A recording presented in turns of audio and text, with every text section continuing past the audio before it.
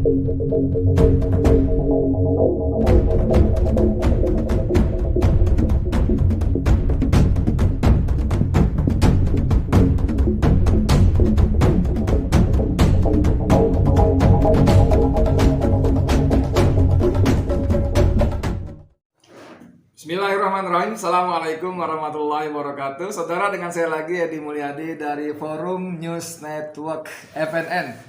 Saudara sekalian, masih cerita dua orang jenderal yang hari-hari ini betul-betul merampas, saya menyebutnya merampas perhatian publik, perhatian kita semua. Bukan cuma menyita tapi merampas, dan ini betul-betul dahsyat.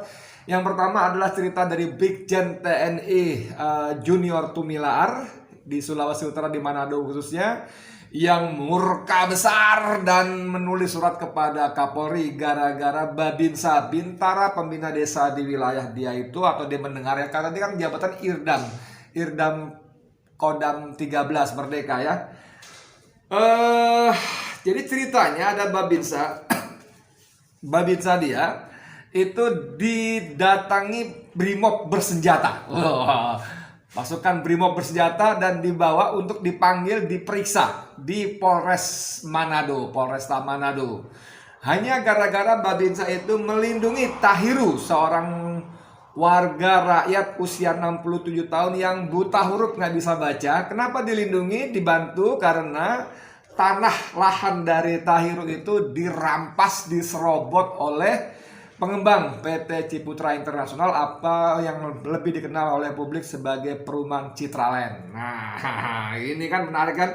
Kemarin saya sempat turunkan videonya bagaimana sang jenderal ini marah besar. Dia mengatakan bahwa tentara rakyat itu tentara yang harus melindungi, melindungi rakyatnya. Dasar sekali, dan dia marah. Kemudian dia menulis surat kepada Kapolri Jenderal Sigit Listio Prabowo ya. Dan ini saya tidak ingin mengulang lagi, tapi saya ingin ada apa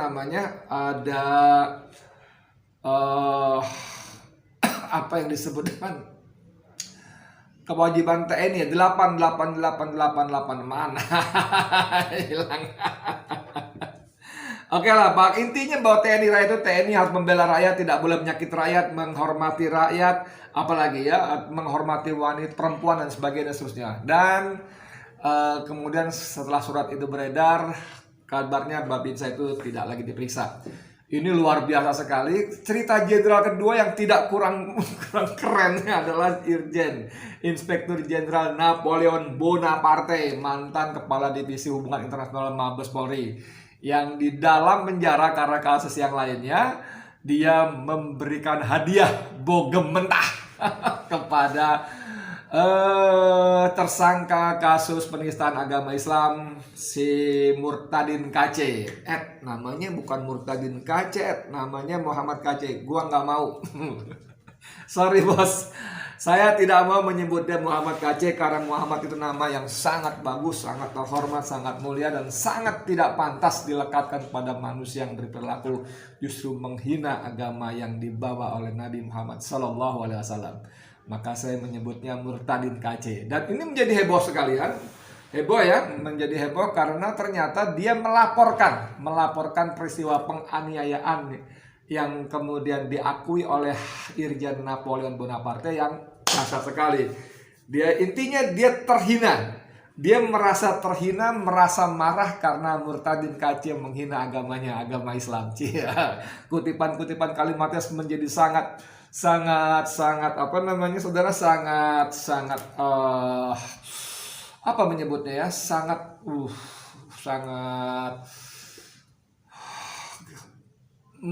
menggelegar gitu ya. Saya bacakan saja. Siapapun bisa menghina saya, tapi tidak terhadap Allahku, Al-Quran, Rasulullah SAW, dan akidah Islamku. Karenanya saya bersumpah akan melakukan tindakan terukur apapun kepada siapa saja yang berani melakukannya, kata Napoleon Bonaparte dalam surat terbukanya ketika masalah ini menjadi booming. Saudara sekalian. Tapi sebelum kita masuk jauh-jauh ini, saya menemukan cuitan dari seorang anak muda yang dia tidak segan-segan mengaku dirinya kafir. Niko Silalahi, ini saya sempat kontak dengan dia. Saya bilang, Niko, kita ngobrol dong, kata dia. Dia mau tapi jangan hari kerja, katanya. Kalau hari kerja itu dia banyak keliling daerah-daerah. Ini anak ini aktivis banget. Anak ini menyebut diri kelompok molekul Pancasila. Namanya juga aneh ya. Oke, tapi ternyata sampai hari ini Allah belum izinkan saya ketemu dengan dia, anak muda yang penuh inspiratif dan sangat berani ini untuk melakukan wawancara untuk mengedit channel. Mudah-mudahan Allah beri kesempatan ya. Tapi si Niko ini menulis begini dalam Twitternya, TNI lahir dari rakyat untuk membela rakyat, bukan jadi penjilat taipan. Dahsyat. Apa yang dilakukan Brigjen Junior Tumilar patut dicontoh oleh seluruh anggota TNI. Jangan lagi lecehkan TNI kami dengan menjadikan mereka pasukan khusus penurun baliho. Saudara, ini junior ini, sorry. Si Niko ini memang bicara soal Brigjen Junior, tapi dalam kesempatan yang lain juga ada dia bicara soal Napoleon Bonaparte. Jadi kalau saya ambil postingannya, cuitannya ini dalam podcast kali ini, karena ya tadi saya katakan bahwa dalam pekan-pekan ini, bukan pekan-pekan ini, bahkan hari-hari ini ya, kita dibuat, kalau saya menyebutnya kita disuguhi berita yang gini, kalau buat saya ini seperti oase di tengah Sahara yang kering, gersang, panas, menyengat. Kenapa? Karena sorry banget kepada teman-teman para petugas di TNI dan Polri ya. Rakyat sudah hampir hopeless. Rakyat sudah hampir kehilangan harapan gitu ya. Karena bagaimana ketidakadilan sungguh-sungguh sangat merajalela di negeri ini yang dilakukan antara kombinasi pengusaha dan penguasa. Kisah perampasan penyerobotan tanah milik rakyat bukan cuma terjadi pada Tahiru yang dibela oleh Babinsa di Sulawesi Utara, di Manado sana. Bukan juga cuma terjadi untuk kemarin di Sentul City yang Bojongkoneng lawan masyarakat Sentul City, masyarakat Bojongkoneng dengan perusahaan pengembang Sentul City yang di situ antara lain ada seorang laki-laki fenomena bernama Rocky Gerung ya. Banyak sekali kisah-kisah penyerobotan dan hampir selalu hampir bahwa kalau ada konflik lahan antara pengusaha dengan rakyat selalu dikalahkan. Rakyat selalu tergusur. Bayangkan cerita soal Tahiru ini, dia punya lahan diserobot oleh Citraland. Tapi atas laporan Citraland, orang ini ditahan sampai 2,5 bulan dalam penjara. Ditahan, dia punya lahan sendiri diserobot oleh perusahaan lalu dia menjadi tersangka atau apalah, ditahan oleh polisi. Ini kan gila, dan cerita seperti ini begitu amat banyak di Mesuji Lampung itu. Bukan cuma seperti itu, tapi juga sambil berdarah-darah. Tahun 90-an berapa ya, saya masih di media Indonesia, kalau nggak salah sebelum ya antara 97-98 barangkali. Saya masuk media 96 soalnya ya. Itu seperti saya ceritakan di podcast saya sebelumnya.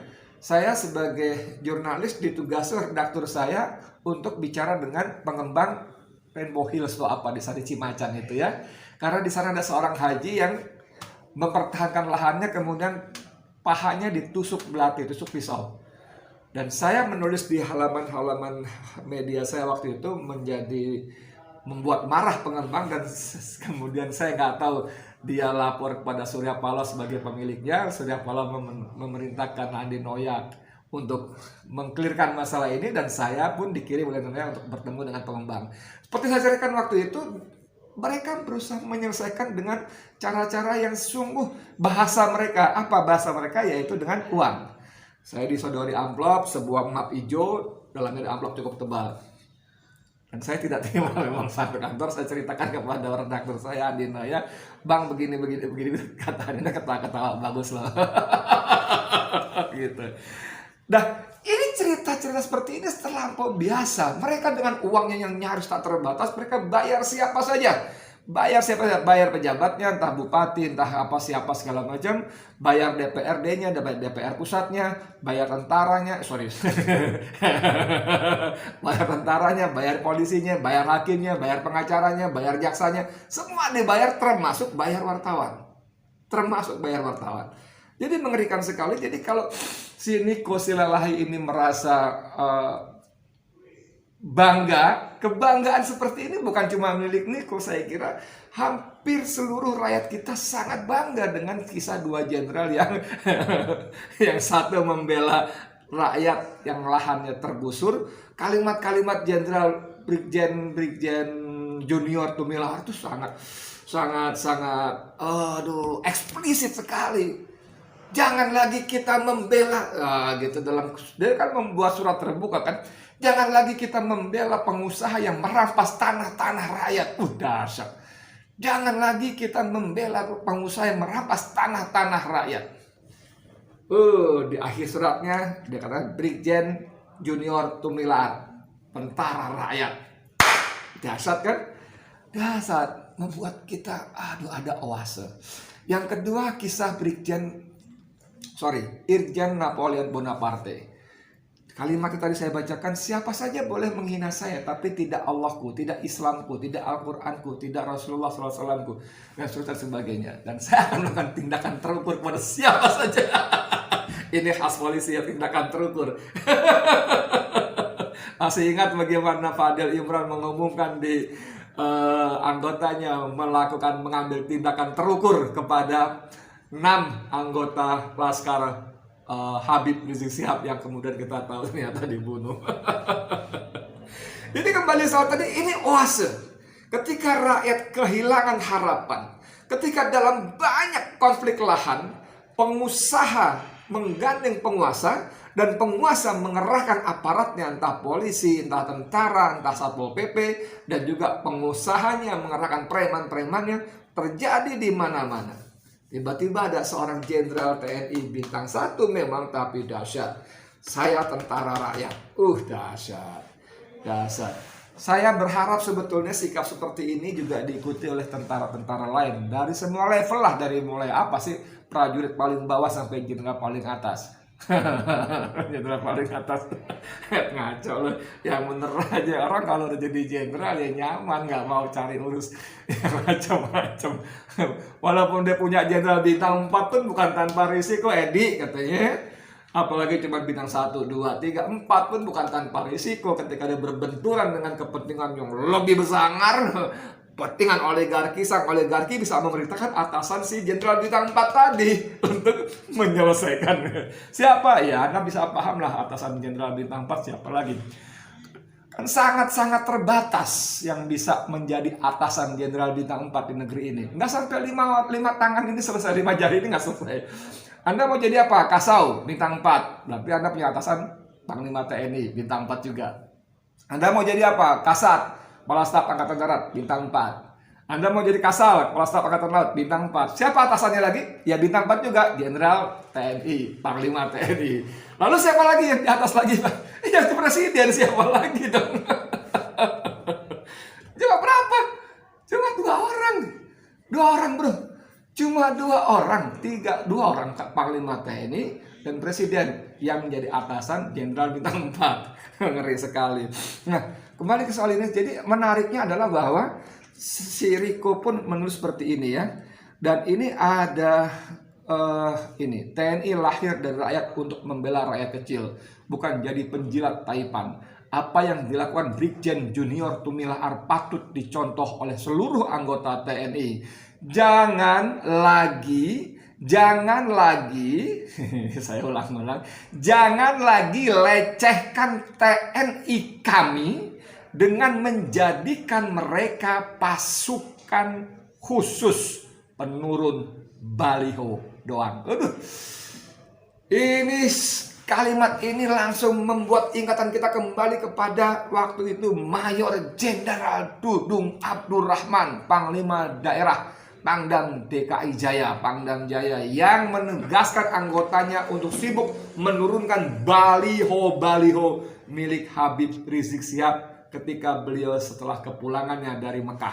Dan itu masif sekali, rakyat di mana-mana dengan dana sendiri, dengan keinginan sendiri masang baliho kecil sampai yang gede-gede, dan ternyata Dudung merasa terganggu. Alasan ini melanggar peraturan bla bla bla bla bla. Sejak kapan TNI ngurusin baliho? Iya ya, sejak kapan ya? Tapi sekarang kan di Bintang 3 Pangkostrat. Sebelum dia ke Pangkostrat itu sekarang sudah banyak juga baliho-baliho Puan Maharani. Nggak kita dengar tuh dia memerintahkan anggotanya untuk menurunkan TNI-nya untuk menurunkan baliho Puan Maharani. Jadi Anda bisa paham kan maksudnya kemana, kenapa dia begitu, paham kan? Dan untuk itu barangkali dia dapat hadiah lagi 1 bintang untuk menduduki pas Kostrat. Aduh, ini kata kegelapan sama dengan kehancuran ya. Komentarnya betul kata saudariku Niko Silalahi. Gue yakin Panglima Besar Sudirman nangis terharu. Masih ada jenderal yang patut diteladani di zaman mayoritas pembesar berkolaborasi dengan rezim. Ini sekali lagi menunjukkan harapan. Tidak bisa tidak, ini menunjukkan harapan. Apalagi ya? Ini dari Dedak Drink Water. Dedak Drink Water mengatakan tumpas dan lumpuhkan musuh negara, bukan tumbangkan baliho tertanda Panglima Bagudung. Nakal banget nih bocah. Aduh, entar saking saya ngarang-ngarang nih bacaannya nih ya. Tumpas dan lumpuhkan musuh negara, bukan tumbangkan baliho. TTD tertanda Panglima Bagudung. Ada emoticon orang nangis. Badung-badung memang ya. Aduh. Apalagi nih? Oh, ini wajib TNI yang tadi saya sebut tadi ya. Wajib TNI ini menarik saudara. Ini wajib TNI ini. Ini wajib TNI ya. 8 wajib TNI. Ya. Bersikap ramah terhadap rakyat. Bersikap ramah tamah terhadap rakyat. 1. 2. Bersikap sopan santun terhadap rakyat. 3. Menjunjung tinggi kehormatan wanita. 4. Menjaga kehormatan diri di muka umum. 5. Senantiasa menjadi contoh dalam sikap dan kesederhanaannya. Sikap dan kesederhanaan menjadi contoh. Wah, ini agak rumit. Oke, lanjut lagi. Tidak sekali, yang keenam, tidak sekali-kali merugikan rakyat. Tidak sekali-kali merugikan rakyat. Yang ketujuh, tidak sekali-kali menakuti dan menyakiti hati rakyat. Yang kedelapan, menjadi contoh dan mempelopori usaha-usaha untuk mengatasi kesulitan rakyat sekelilingnya. Dahsyat ya. 8 wajib TNI bro. TNI rakyat.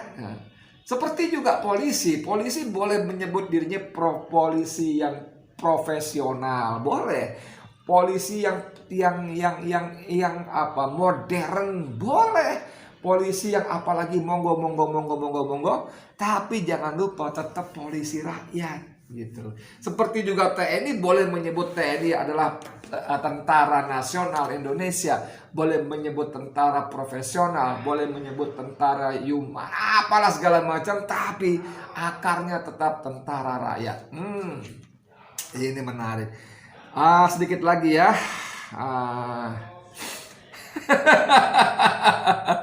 Ini Mansur Al-Kathir ini nakal betul, nakal ya. Saya coba bacain doang nih bos ya, sorry bos ya. Brigjen Junior Tumilar jauh lebih layak jadi Kasat Kepala Staf Angkatan Darat daripada Dudung sang Jenderal Baliho. Aduh, kenapa dibawa Dudung lagi nih? Woi Al-Kathiri ya, tuh ya. Aduh, emang ada apa sih dengan Kasat? Iya, lu kayak on aja. Ini kan lagi seru para calon panglima. Kalau panglima naik, ya kalau misalnya yang terpilih adalah Kasat Andika Perkasa, ya tentu posisi Kasat kosong. Dan konon disebut-sebut salah satu kandidatnya bernama Dudung Abdurrahman yang oleh sebagian publik tadi, rakyat tadi, netizen tadi disebut sebagai Jenderal Baliho.